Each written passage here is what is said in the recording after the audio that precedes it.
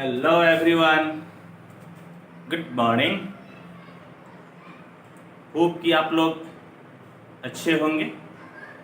जो महामारी चल रहा है, कोरोना महामारी, इसमें आप लोगों को बच के रहना है और दूसरे को भी सलाह देना है कि कैसे बचाव करना है। तो प्यारे बच्चों, प्रभाकर मैथ्स ट्यूटोरियल में आपका स्वागत है। हम लोग क्लास 12 के मैथ में इंटीग्रल्स या यूं कहें इंटीग्रेशन, समाकलन पढ़ रहे थे और ये हम लोगों का आज दूसरा लेक्चर होगा। तो बच्चों, जो आपका पहला लेक्चर था, जो पहला क्लास था, उसमें मैं इंटीग्रेशन के बारे में कुछ बताया था, मैं डेफिनेशन दिया था। इंटीग्रल्स क्या होता है मैं बताया था, इंटीग्रांड क्या होता है मैं बताया था, और इंटीग्रेशन का क्या क्या यूज है, किस किस सेक्टर में इसका यूज है, वो चीज़ मैं आपको बताया था। और फिर कई सारे फॉर्मूला को हम लोग डिफरेंशिएशन से इंटीग्रेशन में बदले थे। और याद कीजिए कि इंटीग्रल का ही मैं कई सारा आपको नाम बताया था। इंटीग्रल हो सकता है, प्रिमिटिव हो सकता है, एंटी डेरिवेटिव हो सकता है, ये सब एक ही नाम है, बस बोलने का अलग अलग तरीका है, अलग अलग ढंग है। और इंटीग्रेशन क्या होता है एक्चुअली में, जो सारा प्रोसेस होता है, समझ गए, किसी इंटीग्रांड को सॉल्व करके जो आपको इंटीग्रल मिलता है, ये जो पूरा प्रोसेस होता है, इसी प्रोसेस को हम लोग इंटीग्रेशन बोलते हैं। इसीलिए हर जगह नाम जो है कि इंटीग्रेशन ही लेते हैं, इंटीग्रल नाम बहुत कम ही लिया जाता है। तो होप कि आपको पिछला क्लास बिल्कुल समझ में आया होगा बच्चों। तो पिछले क्लास में जो मैं फॉर्मूला बताया था, उस चीज़ को आप कई बार अपने से सॉल्व कीजिएगा, बनाइएगा। हाँ, इससे आपका प्रैक्टिस होगा, क्योंकि जिस प्रकार से डिफरेंशिएशन में बिना फॉर्मूला का हम लोग एक लाइन भी आगे नहीं बढ़ पाते हैं, उसी तरह से इंटीग्रल्स इंटीग्रेशन में बिना फॉर्मूला का हम लोगों को एक लाइन भी आगे बढ़ना मुश्किल हो जाएगा। ठीक है, तो मैं आपको यही कहूँगा कि इंटीग्रेशन का भी एक मैं दूसरा नाम बता देता हूँ। जिस तरह से इंटीग्रल्स या एंटी डेरिवेटिव या प्रिमिटिव सारा एक ही चीज़ है, उसी तरह से इंटीग्रेशन का आप दूसरा नाम एंटी डिफरेंशिएशन भी बोल सकते हैं। तो बच्चों, पिछले क्लास में जो हम लोग पढ़े थे, आज उससे आगे बढ़ेंगे। और मैं आपको बता दूं कि जैसा कि हम लोग हमेशा हर चैप्टर में करते आए हैं कि जब भी कोई टॉपिक पढ़ते हैं तो हम लोग उसका ज्योमेट्रिकल मीनिंग जरूर पढ़ते हैं, ज्योमेट्रिकल इंटरप्रिटेशन यानी कि ज्यामितीय निरूपण जरूर पढ़ते हैं। इससे फायदा ये होता है कि एक्चुअल में जो चैप्टर आप पढ़ रहे हैं, जो टॉपिक आप पढ़ रहे हैं, उसका मीनिंग क्या है, वो चीज़ ज्योमेट्रिकल इंटरप्रिटेशन, ज्योमेट्रिकल मीनिंग से पता चल जाता है। तो बच्चों देखिए, आज हम लोग यही पढ़ेंगे, geometrical interpretation of indefinite integrals, यानी कि अनिश्चित समाकलन का ज्यामितीय निरूपण। याद कीजिए कि हम लोग इंटीग्रल को दो भागों में बांटे थे, एक आपका था इंडेफिनिट इंटीग्रल और एक आपका था डेफिनिट इंटीग्रल। हाँ, तो पहले हम लोग इंडेफिनिट इंटीग्रल ही पढ़ेंगे, फिर बाद में डेफिनिट इंटीग्रल पढ़ेंगे बच्चों। तो आइए, मैं तो कहूंगा कि एक बार आप इसका स्क्रीनशॉट ले लेते हैं, फिर मैं आपको ज्योमेट्रिकल मीनिंग बताता हूं। आइए, आप इसका एक बार स्क्रीनशॉट ले लीजिए।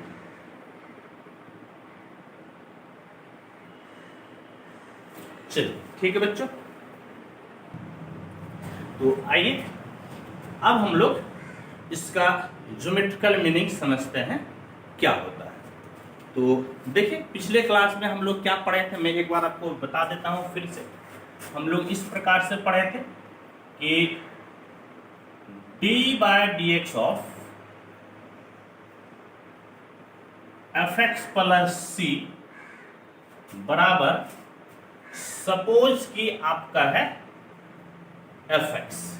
समझ गए क्या बोले बाबू, कि d/dx of f(x+c) equal to आपका f(x) है, या यू कहें कि बड़की f(x+c) का डेरिवेटिव यदि आपका f(x) होता है तो fx का एंटी डेरिवेटिव कितना हो जाएगा, तो बढ़ के fx प्लस सी। और एंटी डेरिवेटिव को लिखने का तरीका हम लोग पिछले क्लास में सीखे थे। तो इसको कैसे लिख सकते हैं, तो इसे आप लिख सकते हैं implies anti derivative of fx। ये लिखने का तरीका होता है और ये किसके बराबर हो जाएगा, तो fx प्लस सी के बराबर हो जाएगा। समझ गए बच्चों, किसके बराबर, तो fx प्लस सी के बराबर। यह आपका एंटी डेरिवेटिव हो गया, जिसको कि अब हम लोग एंटी डेरिवेटिव के बजाय हम लोग इसको क्या पढ़ेंगे, तो पढ़ेंगे इंटीग्रेशन। ये जो सिंबल है, इस सिंबल को हम लोग पढ़ेंगे इंटीग्रेशन। ठीक है, तो बच्चों देखिए, तो हम लोग ऐसा भी लिख सकते हैं कि d by D x of, समझ गए, d by D x of x square plus 2 बराबर, बल्कि एक्स स्क्वायर प्लस सी कर दीजिए, एक्स स्क्वायर प्लस सी। तो एक्स स्क्वायर को डिफरेंशिएट कीजिएगा तो कितना आ जाएगा, 2x, और सी को डिफरेंशिएट कीजिएगा तो आपका हो जाएगा 0। तो इसी को लिखने का क्या तरीका है कि 2x का एंटी डेरिवेटिव कितना हो गया, तो एक्स स्क्वायर प्लस सी। यानी कि इसको हम लोग लिख सकते हैं कि 2x का एंटी डेरिवेटिव कितना हो गया, तो आपका हो गया एक्स स्क्वायर प्लस सी। समझ गए, तो हमने क्या लिया, हम लोग जो है बड़की fx के जगह क्या ले लिए, एक्स स्क्वायर, और छोटकी fx के जगह आप क्या ले लिए, तो आप ले लिए 2x। समझ गए, क्या ले लिया आप, 2x। कहने का मतलब क्या हो गया, इस प्रकार से इंटीग्रेशन fx dx बराबर बड़की fx plus c, that is छोटकी fx का मतलब कितना हो गया, 2x, और बड़की fx का मतलब कितना हो गया, तो बड़की fx का मतलब हो गया आपका x स्क्वायर। हाँ, तो अब क्या कीजिए बाबू कि ये जो आपका इंटीग्रेशन है ना, इसको आप y मान लीजिए। लेट y बराबर इंटीग्रेशन fx dx बराबर 2x dx, और ये किसके बराबर हो गया, तो बराबर हो गया एक्स स्क्वायर प्लस सी। समझ गए, यानी कि आपको क्या मिला, आपको मिल गया y बराबर, हाँ, y बराबर एक्स स्क्वायर प्लस सी। यदि आप जो है, ये जो आपका इंटीग्रल है, यदि आप इसको y आप मान लेते हैं, समझ गए, तो y बराबर कितना हो गया, एक्स स्क्वायर प्लस सी। और देखिए कि y बराबर एक्स स्क्वायर प्लस सी, यह आपका एक पैराबोला को रिप्रेजेंट करता है। समझ गए, पैराबोला को कैसा समीकरण, कैसा इक्वेशन रिप्रेजेंट करता है, तो मैं थोड़ा सा आपको एक आइडिया दे दूं कि x और y में आपका एक रिलेशन होने चाहिए। यानी कि जो हम लोग क्लास 11 में पढ़े थे, उसी के बारे में मैं आपको एक बार फिर से रिवीजन करा दूं कि पैराबोला की इक्वेशन, किस प्रकार का इक्वेशन पैराबोला होता है, पैराबोला को रिप्रेजेंट करता है। तो इसमें दो वेरिएबल रहेगा, क्या क्या, तो x और y। हाँ, और इसमें से आपका एक पर 2 पावर रहेगा और एक पर आपका 1 पावर रहेगा। चाहे आपका जैसे यहाँ पर x पे 2 पावर है तो y पर 1 पावर है, या ऐसा भी हो सकता है कि y पर 2 पावर हो और x पर 1 पावर हो। हाँ, और इधर जो कांस्टेंट आपका हो भी सकता है, नहीं भी हो सकता है। ये कांस्टेंट आपका पॉजिटिव भी हो सकता है, नेगेटिव भी हो सकता है। और याद रहे कि ये जो आपका C है, ये C belongs to R। R का मतलब क्या हो गया, तो R का मतलब हो गया सेट ऑफ रियल नंबर्स। हाँ, यानी कि आपका जो C है यह रियल नंबर यानी कि वास्तविक संख्या होगा। ठीक है बच्चों, इमेजिनरी नहीं होगा, काल्पनिक नहीं होगा, कॉम्प्लेक्स नहीं होगा, समझ गए, सम्मिश्र संख्या आपका नहीं होगा। ठीक, तो यहां पर c का मान बहुत कुछ हो सकता है। हाँ, जब रियल नंबर है तो बहुत कुछ हो सकता है। तो हम लोग समझने के लिए, समझिए, अपने सुविधा के लिए कुछ सिलेक्टेड मान को हम लोग लेते हैं। जैसे क्या क्या सिलेक्टेड मान आप ले लीजिएगा, तो आप इस प्रकार से ले लीजिए, y बराबर एक्स स्क्वायर जब c बराबर 0 हो, y बराबर एक्स स्क्वायर प्लस 1 जब c बराबर 1 हो, y बराबर एक्स स्क्वायर माइनस 1 जब c बराबर माइनस हो, y बराबर एक्स स्क्वायर प्लस 2 जब c बराबर 2 हो, y बराबर एक्स स्क्वायर माइनस 2 जब c बराबर माइनस 2 हो। और इसी प्रकार से प्यारे बच्चों हम लोग जो है कि बहुत सारा मान को ले सकते हैं। हाँ, तो अब ऐसा है कि इसको हम लोग ग्राफ पर दिखाते हैं। आइए इसका एक डायग्राम बना लीजिए। तो डायग्राम आप इस प्रकार से बनाइए, समझ गए बच्चों, इस प्रकार से आप डायग्राम को बना लीजिए।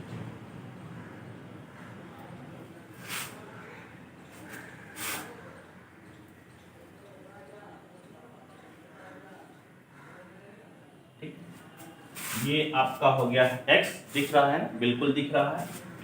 ये आपका हो गया y और ये आपका x डैश और ये भाई साहब आपका हो गया y डैश। और जहां पर ये एक दूसरे को काटता है इसको हम लोग ओरिजिन यानी कि 0 ले लेते हैं। अब देखिए क्या है कि पैराबोला कैसे बनेगा। पैराबोला को हम लोग 4 प्रकार से बनाने जानते हैं। हाँ, कैसे? एक तो पैराबोला का जो मुंह है दाएं बाएं की तरफ खुलता है, मैं थोड़ा सा बना कर दिखा देता हूं फिर मैं मिटा दूंगा। एक तो पैराबोला आपका इस तरह से बनता है, एक पैराबोला आपका इस प्रकार से बनता है, एक पैराबोला इस तरह से बनता है और एक पैराबोला ऐसे बनता है। समझ गए? यही आपका 4 प्रकार से हम लोग पैराबोला को बनाते हैं। ठीक है, तो देखिए अब क्या है कि ये जो है ना, ये जो पैराबोला है ये आपका ऊपर और नीचे ये तब बनता है जब x पे पावर 2 हो, समझ गए, और जब y पे पावर 2 हो तो पैराबोला आपका बनेगा ये दोनों। ठीक है, क्या बोले बाबू? जब x पे पावर 2 हो तो ये दोनों पैराबोला बनेगा और जब y पे पावर 2 हो तो ये दोनों पैराबोला आपका बनेगा। अब बात है कि कब कौन सा कैसे बनेगा। यदि आपका पॉजिटिव रहता है ये दोनों केस, नेगेटिव रहता है ये दोनों केस, यानी कि ये जो केस है यह आपका पॉजिटिव के लिए होता है और ये जो दोनों केस है यह आपका निगेटिव के लिए होता है। ठीक है, तो मैं क्या बताया, मैं एक बार फिर से बता दूं, यदि x पे पावर 2 रहेगा तो ऊपर या नीचे बनेगा, यदि y पे पावर 2 बनेगा तो रहेगा तो आजू या बाजू बनेगा, और पॉजिटिव के केस में आपका ये दोनों रहेगा और नेगेटिव के केस में आपका ये दोनों रहेगा। समझ गए बच्चों? तो ये आपका पैराबोला है। तो देख लीजिए यहां पर जो है ना कि पॉजिटिव है, x और y ये दोनों ही पॉजिटिव। आपको पॉजिटिव और नेगेटिव देखना क्या है, तो आपको देखना है x और y। समझ गए? तो x y यहां पर क्या है, तो पॉजिटिव है। ऑब्वियस सी बात है कि ये आपका अपवर्ड पैराबोला बनेगा। इसको हम लोग अपवर्ड पैराबोला बोलते हैं और इससे हम लोग डाउनवर्ड पैराबोला बोलते हैं। समझ गए? तो अपवर्ड पैराबोला आपका बनेगा। आइए हम लोग बनाते हैं, देखिए। अब देखिए आपका क्या है कि जैसे देखिए y बराबर एक्स स्क्वायर है, तो ये आपका कहां से जाएगा, तो ये आपका जाएगा ओरिजिन से, मूल बिंदु से। मैं आपको एक तरीका भी बता दूं, कई बार कंफ्यूजन होता है कि पैराबोला कहां से लेंगे। तो आप जब x का जगह 0 रखिएगा तो y ऑटोमेटिक क्या मिल जाएगा, 0, यानी कि ओरिजिन से ये जाएगा। तो ये पैराबोला आपका हो गया इस प्रकार से।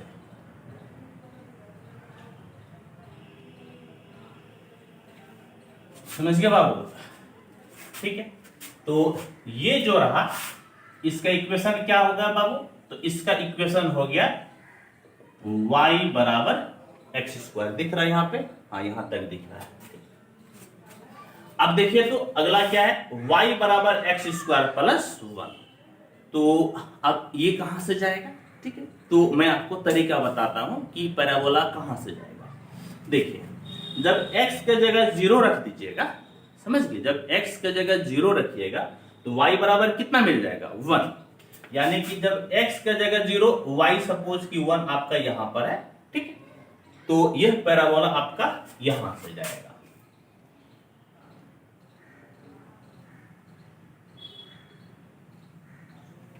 ठीक है बाबू, और इसका क्या इक्वेशन हो गया, तो इसका इक्वेशन हो गया y बराबर एक्स स्क्वायर प्लस 1। होप कि दिख रहा हो, हाँ यहां तक दिख रहा है। फिर देखिए अब इसको देख लीजिए, y बराबर एक्स स्क्वायर माइनस 1 है, यदि x की जगह 0 रखिएगा तो y कितना हो जाएगा -1, यानी कि नीचे से जाएगा। ये सपोज कि आपका -1 है, नीचे से जाएगा।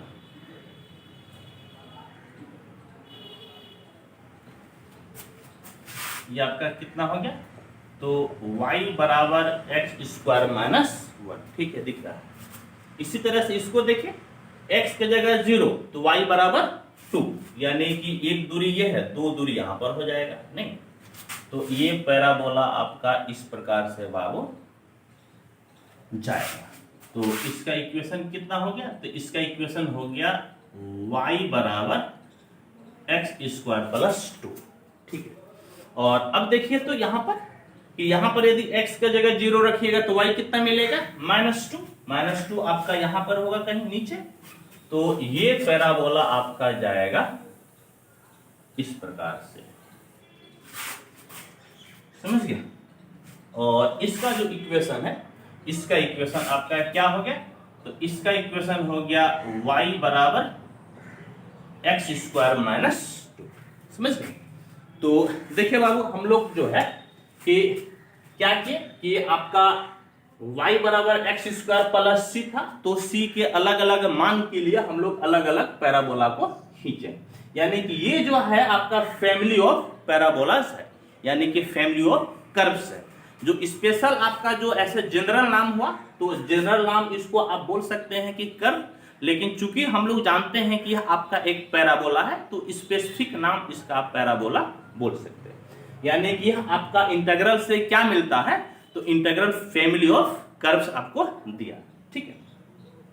अब देखिए क्या है, तो अब ऐसा कीजिए कि हाँ, अब आपको क्या करना है, तो इस प्रकार से करना है कि लेट x बराबर a, x बराबर a आप एक लाइन ले लीजिए, हाँ, और जहां पर जो a है, यह a आपका ग्रेटर देन 0, ग्रेटर देन 0 यानी कि पॉजिटिव है। हालांकि आप चाहे तो नेगेटिव भी ले सकते हैं, लेकिन मैं यहां पर पॉजिटिव को लेता हूं, ठीक है। तो देखिए क्या होता है, क्लास 11 में हम लोग क्या पढ़े हैं कि हम लोग पढ़े हैं कि यदि x बराबर रहेगा तो y के पैरेलल लाइन खिंचाएगा, और यदि y बराबर रहेगा तो x के पैरेलल लाइन खिंचाता है। x मतलब x एक्सिस, y मतलब y एक्सिस हो गया। तो यहाँ पर x बराबर a है, यानी कि आपका y एक्सिस के पैरेलल एक लाइन हम लोग खींचते हैं, और बाबू यहाँ पर a ग्रेटर देन 0 यानी कि पॉजिटिव डायरेक्शन में। तो इस प्रकार से मान लीजिए क्या कि ये आपका एक लाइन है, और ये लाइन आपका x बराबर क्या है, तो x बराबर a है, ठीक है। अब देखिए तो क्या देखिएगा कि आपका जो है, समझ गए, आपका जो फंक्शन था, समझ गए, फंक्शन आपका क्या था, तो जैसे कि यही आपका y बराबर कितना है, तो y बराबर है एक्स स्क्वायर प्लस सी, और यदि आप इसे डिफरेंशिएट करते हैं तो dy बाई डी एक्स बराबर कितना मिल जाएगा, तो बराबर मिल जाएगा कितना बाबू 2x, और यदि dy बाई डी एक्स आप x बराबर a पे निकालते हैं, समझ गए, कहां पर x बराबर a पे, तो कितना हो जाएगा, ये आपका हो जाएगा 2a, समझ गए बाबू, कितना हो जाएगा 2a, ठीक। अब बात है कि यहाँ पर हम दिखाना क्या चाहते हैं, तो मैं दिखाना ये चाहता हूँ कि देखिए यहाँ पर आपका जैसे c है, यहाँ पर 1 है, -1 है, 2 है, -2 है, चाहे जो भी कांस्टेंट रहेगा, लेकिन डिफरेंशिएट करने पे तो जीरो ही हो जाएगा ना, समझ गए। डिफरेंशिएट करने पे क्या हो जाएगा, जीरो हो जाएगा। तो अल्टीमेटली चाहे किसी को भी आप डिफरेंशिएट कीजिए, इसीलिए मैं जनरल इक्वेशन को ही डिफरेंशिएट कर दिया। तो आपको डिफरेंशिएट करने पे 2x मिल गया, और यदि x बराबर a रखते हैं तो यहाँ पर क्या मिल जाता है, 2a। और याद कीजिएगा आप डिफरेंशियल कैलकुलस में क्या पढ़े थे, मैं पहले लेक्चर में भी आपको बताया था डिफरेंशियल कैलकुलस के बारे में। थोड़ा सा मैं बताया था कि डिफरेंशियल कैलकुलस से आपको कर्व, समझ गए, कर्व पर टेंजेंट का स्लोप देता है, समझ गए। कर्व पर टेंजेंट क्या क्या देता है, स्लोप। तो यूवी स्लोप कहां, पॉइंट ऑफ इंटरसेक्शन पे। तो ये जो आपका x बराबर a है, यहां पर यदि आप टेंजेंट को खींचते हैं, ड्रॉ करते हैं, जैसे आइए मैं टेंजेंट को ड्रॉ करता हूं, देखिए मैं कैसे ड्रॉ करूंगा। तो इस तरह से ये टेंजेंट हो जाएगा बाबू, समझ गए, ध्यान से देखिएगा। ये आपका टेंजेंट हो गया, ये आपका टेंजेंट हो गया, ये आपका टेंजेंट हो गया, ये आपका इस पॉइंट पे टेंजेंट हो गया, ये आपका जो है टेंजेंट हो गया। जितना मैं जो लाइन खींचा ये सब का सब आपका क्या है, तो सब का सब आपका है टेंजेंट, ठीक है। तो जितना भी है, जितना भी कर्व है, सब के लिए तो आपका जो टेंजेंट का स्लोप कितना हो गया, 2a हो गया ना, समझ लो। ये जितना भी कर्व है, सब का सब कर्व का जो टेंजेंट का स्लोप है वो कितना हो गया, 2a, ठीक है। और हम लोग जानते हैं कि यदि दो रेखा का, दो लाइन का स्लोप बराबर हो जाता है तो वह दोनों लाइन पैरेलल हो जाता है, समझ गए। क्या बोले, ध्यान से सुनिएगा। मैं आपको बताया कि यदि, समझ गए, यदि आपका दो लाइन, दो रेखा का स्लोप बराबर हो जाए, ढाल बराबर हो जाए, तो वह दोनों लाइन समांतर हो जाता है, पैरेलल हो जाता है। यानी कि ये जो है, ये जो आपका कर्व है और x बराबर a का जो पॉइंट ऑफ इंटरसेक्शन है, हाँ, जो आपका प्रतिच्छेदन बिंदु है, वहां पर जो टेंजेंट हम लोग खींचे तो सब का सब टेंजेंट एक दूसरे का क्या हो गया, पैरेलल मिल गया, नहीं, समांतर हो गया।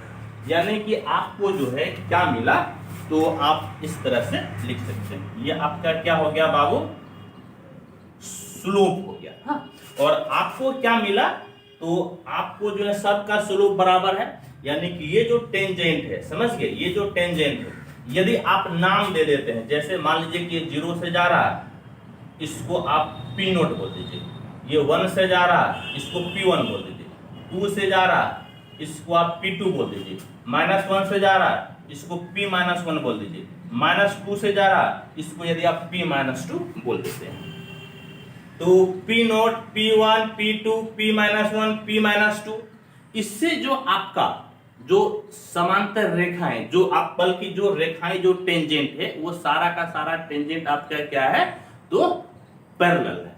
यानी कि that is all the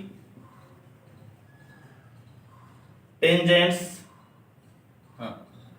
at the point P naught, P1, P2, P-1, P-2 are parallel, समझ गए, आर क्या हो गया, पैरेलल।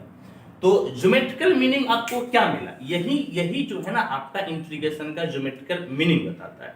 तो क्या मिल गया बाबू इसका ज्योमेट्रिकल मीनिंग, तो ज्योमेट्रिकल मीनिंग हो गया कि जो आपका इंटीग्रल जो आपका मिलता है, उससे क्या होता है, जो फैमिली ऑफ कर्व्स होता है, उस फैमिली ऑफ कर्व्स पे यदि आप कोई एक लाइन खींचते हैं, तो उसके पॉइंट ऑफ इंटरसेक्शन से जो आपका टेंजेंट गुजरता है, सब का सब टेंजेंट एक दूसरे का पैरेलल होता है, समांतर होता है।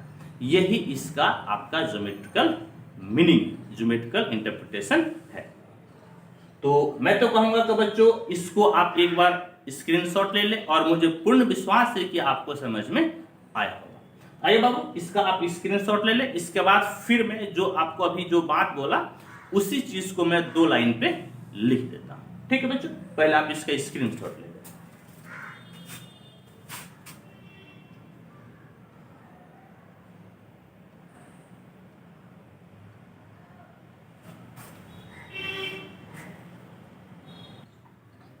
तो बच्चों, मैं जो आपको बता रहा था कि आपका पैरेलल टेंजेंट मिलता है, तो जो मैं बताया उसी चीज को मैं यहां पर लिख दिया हूं। देखिए मैं क्या लिखा हूं, thus we may say that the indefinite integral of a function represents geometrically a family of curves।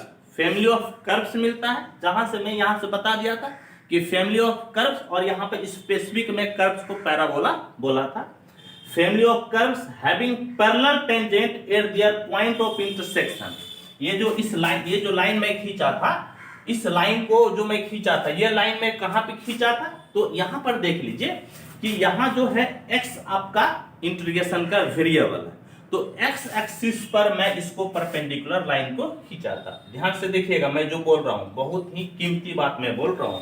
क्या मैं बोला बाबू, कि यहां पर इस इंटीग्रल का जो वेरिएबल है वो वेरिएबल क्या है, x। तो मैं जो यहां पर लाइन खींचा था x एक्सिस पर परपेंडिकुलर लाइन में खींचा था, लंब लाइन में खींचा था, वही लिखा हुआ है parallel tangent at their point of intersection with the lines orthogonal, यानी कि perpendicular to the axis representing the variable of integration. यानी कि इंटीग्रेशन का जो वेरिएबल है, तो वेरिएबल x है, तो x एक्सिस पे मैंने जो आपका एक परपेंडिकुलर लाइन, लंब लाइन खींचा था, उसके पॉइंट ऑफ इंटरसेक्शन पे जितना भी आपका कर्व का टेंजेंट मिलता है वो सारा का सारा पैरेलल हो जाता है। ठीक है बच्चों, तो होप तो आपको समझ में ये आया होगा। तो आइए एक बार आप इसका फिर से स्क्रीनशॉट ले लें और तब फिर हम लोग कुछ फार्मूला को सिद्ध करते हैं। ठीक है, आइए इसका आप ले लीजिए स्क्रीनशॉट।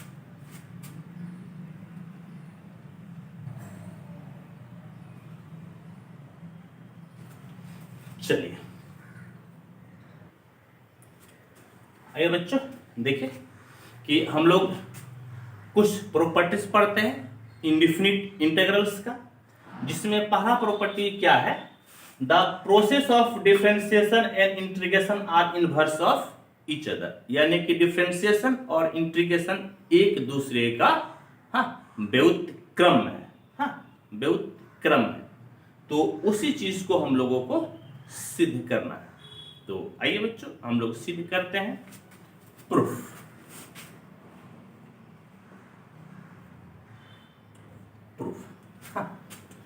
प्रूफ में क्या करिएगा, तो इस प्रकार से लीजिए कि let fx be anti derivative of fx। मान लीजिए कि बड़की fx छोटकी fx का एंटी डेरिवेटिव है, यानी कि इंटीग्रल है, यानी कि प्रिमिटिव है। तो दैट इज आप क्या कहना चाहते हैं, आप कहना चाहते हैं d by D x of fx बराबर fx, यही ना होगा। fx का एंटी डेरिवेटिव कितना हो गया, तो बड़की fx हो गया। इसको आप ऐसे भी लिख सकते हैं कि, और हम लोग कर सकते हैं कि d by D x of fx plus c, इसको आप क्या लिख सकते हैं, fx, ऐसे भी लिख सकते हैं, क्योंकि c को डिफरेंशिएट की जगह कांस्टेंट है तो 0 हो जाएगा। तो fx का एंटी डेरिवेटिव कितना है, अब यहां पर fx प्लस c हो गया, तो इसको आप ऐसे लिख सकते हैं, इंप्लाइज इंटीग्रेशन fx dx बराबर कितना हो जाएगा, तो fx प्लस आपका हो जाएगा c। ठीक, अब क्या कीजिए, तो लिखिएगा therefore d by dx of integration fx dx बराबर कितना हो जाएगा, समझ गए, d by dx of integration fx dx। यानी कि यदि आप इसको डिफरेंशिएट कर रहे हैं तो इसके जगह पर आप ये वाला लिख दीजिए, यानी कि D by D x of F x plus C. और ये सी का तो आपका डिफरेंशिएशन जीरो हो जाएगा क्योंकि कांस्टेंट है, यानी कि आप इसको क्या लिख सकते हैं, d by D x of F x. समझ गए, d by D x of F x. और देख लीजिए कि D by D x of F x, समझ गए, d by D x of F x किसके बराबर है, तो एफ एक्स के बराबर है।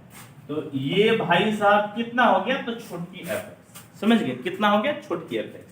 यानी कि दैट इज आप क्या देखें कि d by D x of integration F x D x बराबर आप क्या देखें, तो आप देखें एफ एक्स। और यही चीज हम लोगों को सिद्ध करना है। आप कहिएगा कि सर मास्टर साहब ये तो हमको समझे में नहीं आया, आप क्या किए, तो अब मैं समझाता हूं, समझिए, क्या समझिएगा। देखिए, ई है डिफरेंशिएशन, बोलो, ई है इंटीग्रेशन, बुझेंगे, व्हाट बुझेंगे, डिफरेंशिएशन इंटीग्रेशन बोथ आर खत्म, दोनों बर्बाद हो गया। फिर से सुनिए क्या बोले, बोलिए डिफरेंशिएशन, बोलिए इंटीग्रेशन, और दोनों मिला तो दोनों बर्बाद हो गया। क्या हो गया जी, बर्बाद। तो क्या मिला, एफ एक्स। क्या मिल गया, एफ एक्स। यानी कि डिफरेंशिएशन और इंटीग्रेशन एक साथ दिखेगा तो दोनों बर्बाद हो जाएगा, हाँ, कट के मर जाएगा, मिट जाएगा, तो सिर्फ आपका अंदर वाला फंक्शन मिल जाएगा। बुझी, ठीक। कुछ सवाल मैं इस पे बताऊंगा। तो आपका ये वाला सिद्ध में कर दिया। अब यदि पहले इंटीग्रेशन रहे फिर डिफरेंशिएशन रहे तब क्या होगा, नीचे वाला भी मैं सिद्ध करता हूं। अगेन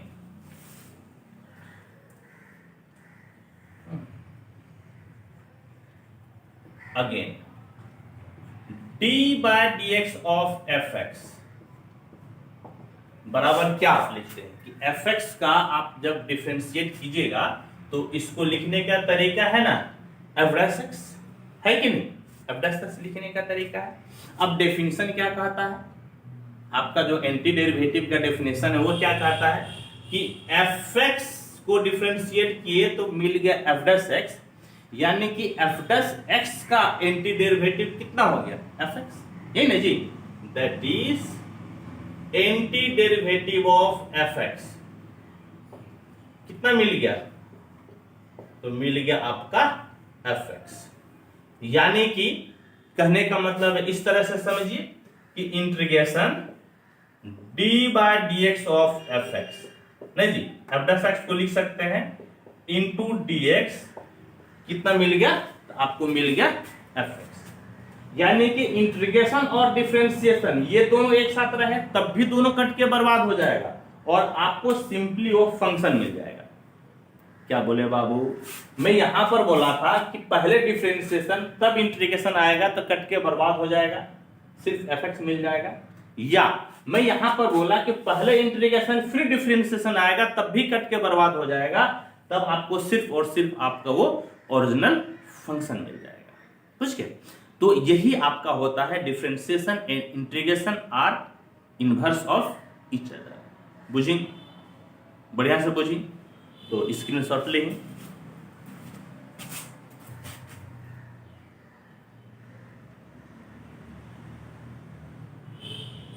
चलिए देखिए, अब हम लोग प्रॉपर्टी 2 देखते हैं। क्या है, कहता है कि two indefinite integrals with the same derivative lead to the same family of curves and so they are equivalent. यानी कि दो आपका इंडिफिनिट इंटीग्रल है, दो आपका अनिश्चित समाकलन है। अच्छा बच्चों, मैं एक चीज बोलूंगा कि जिस भाई को ये भी हिंदी में चाहिए ना, तो वो क्या कीजिएगा कि आप एनसीईआरटी की बुक उठाइएगा वॉल्यूम 2 और उससे इसको हिंदी में लिख दीजिएगा। क्या दिक्कत है, देयर इज नो प्रॉब्लम। ठीक है, मेरे पास हिंदी वाला बुक है ही नहीं, तो इसका आप अपने से भाषा बना के लिखेंगे तो सॉलिड भाषा नहीं ना होगा जी। इसीलिए मैं आपसे कहूंगा कि यदि किन्हीं को इस चीज को हिंदी में लिखना है तो बाबू आप जानते हैं प्रभाकर से एकदम एक सूर लाइन बाय लाइन एनसीईआरटी पढ़ाते हैं, बुझे कि नहीं।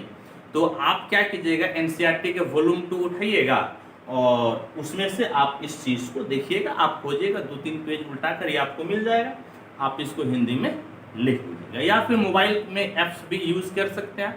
हाँ, मैं भी मोबाइल से हिंदी में लिख सकता था, लेकिन मैं इसी मोबाइल से वीडियो बना रहा हूँ। जब वीडियो बना रहा हूँ तो मैं लिखूंगा कैसे इसको, बुझे। चलिए, क्या कहता है कि two indefinite integrals with the same derivative lead to the same family of curves and so they are equivalent. यानी कि दो आपका फंक्शन है और उस फंक्शन का इंटीग्रल है, समझ गए, इंडिफिनिट इंटीग्रल है। कहता है दोनों को डिफरेंशिएट करते हैं, समझ गए, और यदि वो दोनों बराबर होता है तो दोनों आपका सेम फैमिली को रिप्रेजेंट करता है। हाँ, और वो इक्विवेलेंट होता है। मैं अभी बनाऊंगा तो आपको समझ में आएगा। आइए, प्रूफ।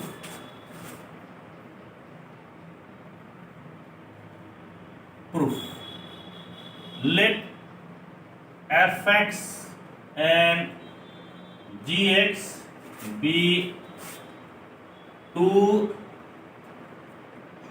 functions such that, यानी कि माना कि fx तथा gx दो फलन इस प्रकार है कि d/dx ऑफ fx का इंटीग्रल बराबर d/dx ऑफ gx का इंटीग्रल। यानी कि fx का इंटीग्रल, समझ गए, और आपका gx का इंटीग्रल, ये दोनों, इस दोनों का आपका डिफरेंशिएशन डेरिवेटिव बराबर है। ठीक, दोनों का क्या है, बराबर। ये क्वेश्चन एक आता है, तो हम लोगों को दिखाना है कि ये दोनों सेम फैमिली को रिप्रेजेंट करता है।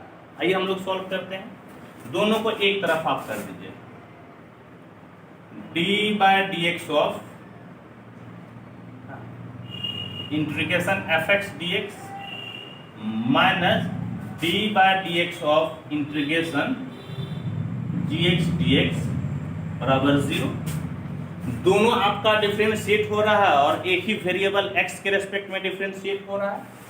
आप इसे लिख सकते हैं इस प्रकार से, d/dx of integration fx dx minus integration gx dx बराबर 0। ठीक है बच्चों, अब देखिए, तो अब इसको आप जो है ना, आप इसको क्या कीजिए कि कोई एक राशि मान लीजिए, क्वांटिटी मान लीजिए, और इस क्वांटिटी को आपने डिफरेंशिएट किया है तो ये भाई साहब 0 हो गया। बुझेंगे, पार्ट बुझेंगे कि ये आपका कोई एक क्वांटिटी है और इसे आपने x के रेस्पेक्ट में डिफरेंशिएट किया और ये 0 हो गया। तो अब बताइए कि ऐसा कौन सा क्वांटिटी है जिसको x के रेस्पेक्ट में डिफरेंशिएट कीजिएगा तो 0 हो जाएगा? कांस्टेंट नहीं जी, आप जब कांस्टेंट को डिफरेंशिएट करते हैं तो 0 हो जाता है। यानी कि ये भाई साहब कांस्टेंट के बराबर है। बुझेंगे, फिर से बुझेंगे, क्या बोले? हाँ, बोले कि यह आपका एक क्वांटिटी है जिसको आपने x के रेस्पेक्ट में डिफरेंशिएट किया और वैल्यू कितना हो गया, 0। डिफरेंशिएट करने पे 0 मिलता है, यानी कि वो फंक्शन कांस्टेंट रहा होगा तभी ना जी। कहने का मतलब है कि यह फंक्शन आपका कांस्टेंट है।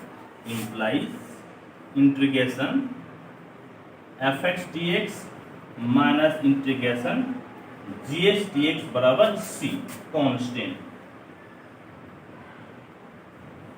समझ गए बाबू, क्या मिल गया, कांस्टेंट। ठीक है, अब आप इसको ऐसे लिख दीजिए, इंटीग्रेशन fx dx, इस भाई को उधर भेज दीजिए, इंटीग्रेशन gx dx और प्लस आपका जो c है ना, इस c को आप लिख दीजिए c2 minus c1, where c बराबर c2 माइनस c1 आप लिख सकते हैं, क्योंकि c आपका एक कांस्टेंट है। इसको c2 माइनस c1 लिख दीजिए। जैसे मैं आपको बताता हूं, मान लीजिए कि 7 को आप लिख सकते हैं ना 9 माइनस 2 है ना, 7 को 9 माइनस 2 लिख सकते हैं। उसी तरह से मैं c को c2 माइनस c1 लिख दिया, देयर इज नो दिक्कत। अब नो दिक्कत तो यहाँ कमिंग, क्या कमिंग, C1 को आप उधर भेज दीजिए। इम्प्लाइज, थोड़ा सा मैं यहाँ से ले लेता हूँ, एक ही लाइन में अट जाएगा, यहाँ से मैं ले लेता हूँ, ठीक है। Implies integration fx dx, C1 को उस तरफ लेके जाइएगा तो प्लस C1 बराबर इंटीग्रेशन gx dx, और प्लस आपका क्या हो गया, तो प्लस आपका हो गया C2, ठीक। याद कीजिए, इसके पहले जब हम लोग ज्योमेट्रिकल मीनिंग पढ़े थे तो हम लोग पढ़े थे कि आपका फैमिली ऑफ कर्व्स बताता है, और ये भी आपका क्या हो गया, फैमिली ऑफ कर्व्स। ये क्या रिप्रेजेंट करता है, फैमिली ऑफ कर्व्स को, और ये भी क्या रिप्रेजेंट करता है, फैमिली ऑफ कर्व्स को, और दोनों बराबर हो तो गया। यही तो बोल रहा था कि सेम फैमिली ऑफ कर्व्स को रिप्रेजेंट करता है, यानी कि ये आपका रिप्रेजेंट किया फैमिली ऑफ कर्व्स को, ये भी रिप्रेजेंट किया फैमिली ऑफ कर्व्स को, और दोनों जो है आपका क्या हो गया, तो दोनों भाई साहब आपका हो गया सेम, हाँ एक ही हो गया। तो यही हम लोगों को दिखाना था, और दोनों एक ही हो गया। इसी को लिखने का तरीका है इस प्रकार से, implies integration fx dx and integration gx dx are equivalent. समझिए, आर क्या है, इक्विवेलेंट, यही लिखने का इसका तरीका। ठीक बच्चों, तो होप कि आपको समझ में आया हो। अब आप इसका एक बार स्क्रीनशॉट ले लो।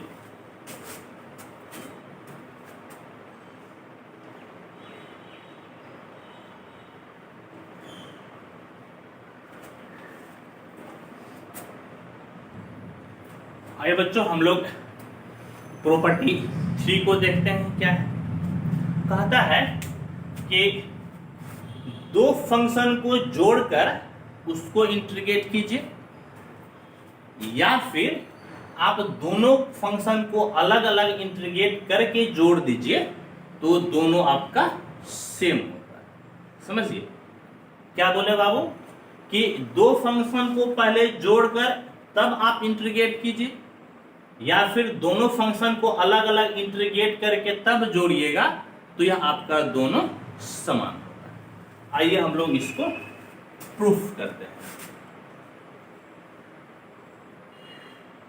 प्रूफ, हाँ, बाय प्रॉपर्टी 1। हम लोग क्या जानते हैं, प्रॉपर्टीज 1 में हम लोग क्या पढ़े थे कि डिफरेंशिएशन और इंटीग्रेशन एक दूसरे के इनवर्स है, ये ना पढ़े थे।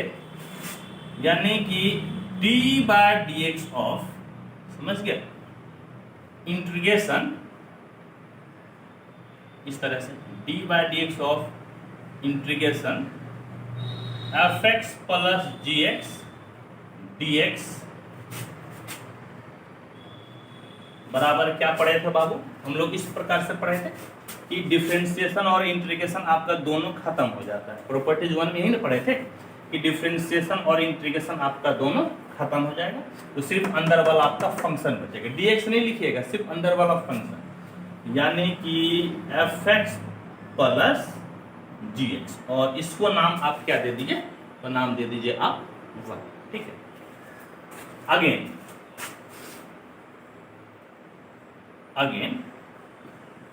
d by dx of integration fx plus gx dx, इसको आप क्या क्या कर सकते हैं, इस दोनों भाई को आप क्या कीजिए, तो अलग अलग से तोड़ दीजिए। ठीक है, यानी कि d by dx ऑफ कितना हो जाएगा, इंटीग्रेशन fx dx, अब प्लस क्या हो जाएगा, तो d by dx of integration gx dx। ठीक, फिर आप प्रॉपर्टी लगा दीजिए प्रॉपर्टी 1, तो क्या हो जाएगा, इंटीग्रेशन और डिफरेंशिएशन, या यू कहें कि डिफरेंशिएशन और इंटीग्रेशन दोनों खत्म हो जाएगा, तो सिर्फ आपका क्या बचेगा, fx।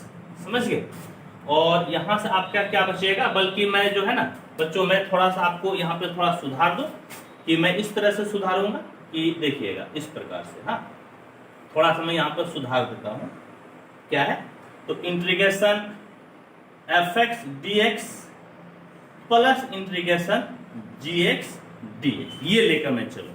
ठीक है, अब देखिए बच्चों आपको क्या मिला। तो आपको क्या मिला इस प्रकार से। ठीक, तो इसको मैं अलग कर दिया और इसको मैं क्या किया, अलग कर दिया। फिर आप प्रॉपर्टी से लगा दीजिए। तो डिफरेंशिएशन इंटीग्रेशन खत्म, तो एफ एक्स हो गया और यहां पर आपका क्या हो गया, जी एक्स। और इसको आप क्या कर लीजिए, तो इसको आप ले लीजिए 2 नंबर। प्यारे बच्चों देखिए अब आपका क्या हो गया कि 1 and 2 इंप्लाइज 1 और 2 से ये दोनों ही F x plus g x है, तो ये बाजू बल आपका बराबर हो गया, यानी कि D by D x of integration F x plus g x, हाँ आपका डी एक्स बराबर ये वाला मिल गया, यानी कि D by D x of integration F x D x plus integration ji x D x. ठीक है बच्चों, बिल्कुल यहां तक दिख रहा है। और अब देखिए तो प्रॉपर्टी 2 में आपने क्या पढ़ा था, आपने पढ़ा था कि यदि दो आपका इंटीग्रल है और दोनों को डिफरेंशिएट करते हैं, दोनों का डेरिवेटिव बराबर हो जाता है, तो दोनों आपका family of curve same represent करता है। नहीं, यही ना हम लोग पढ़े थे। तो ये दोनों आपका कैंसिल हो जाएगा, यानी क्या बचेगा, integration F X G x D x बराबर इसका भी ये खत्म हो जाएगा, तो integration F x D x plus integration जी एक्स डी एक्स। कहां से, तो बाय प्रॉपर्टी 2। ये चीज हम लोग प्रॉपर्टी 2 में पढ़े। और बच्चों यही आपका क्या हो गया, सिद्ध। यही हम लोगों को सिद्ध करना, देख लीजिए, समझिए, मिला लीजिए, यही चीज हम लोगों को सिद्ध करना। ठीक, तो होप कि आपको समझ में आया होगा। तो आप इसका एक बार स्क्रीनशॉट ले ले, बिल्कुल साफ क्रिस्टल क्लियर दिख रहा है, ले लीजिए आप इसका स्क्रीनशॉट।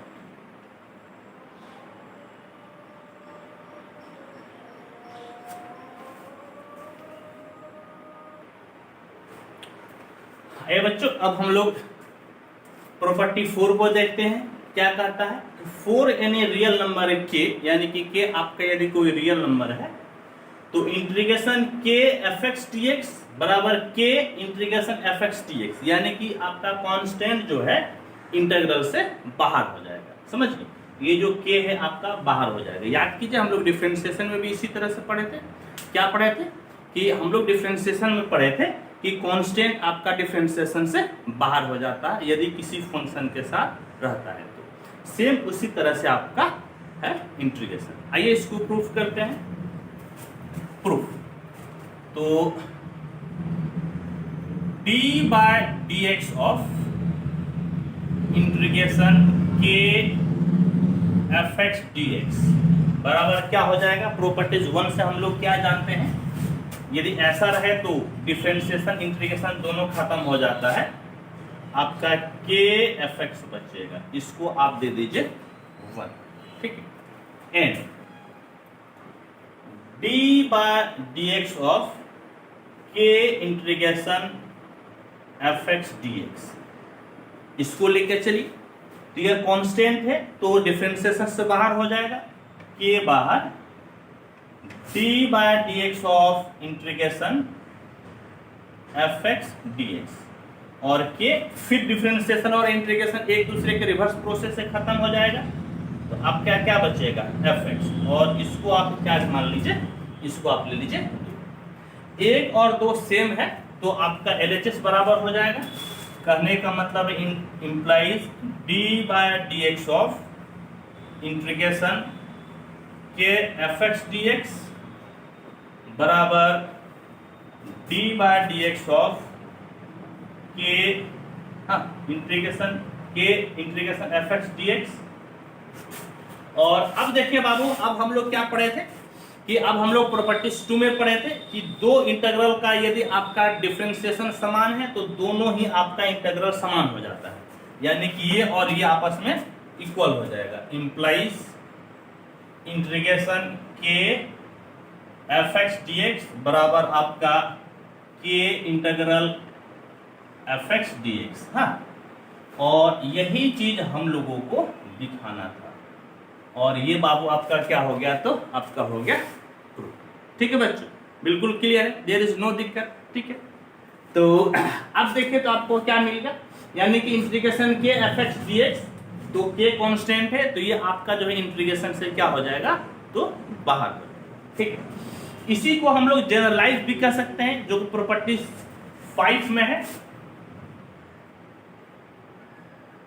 प्रॉपर्टी 5 क्या कहता है कि इंटीग्रेशन, समझ गए, कि समझ गए इंटीग्रेशन आपका क्या है, एक बार मैं देख लेता हूं क्या है प्रॉपर्टी 5।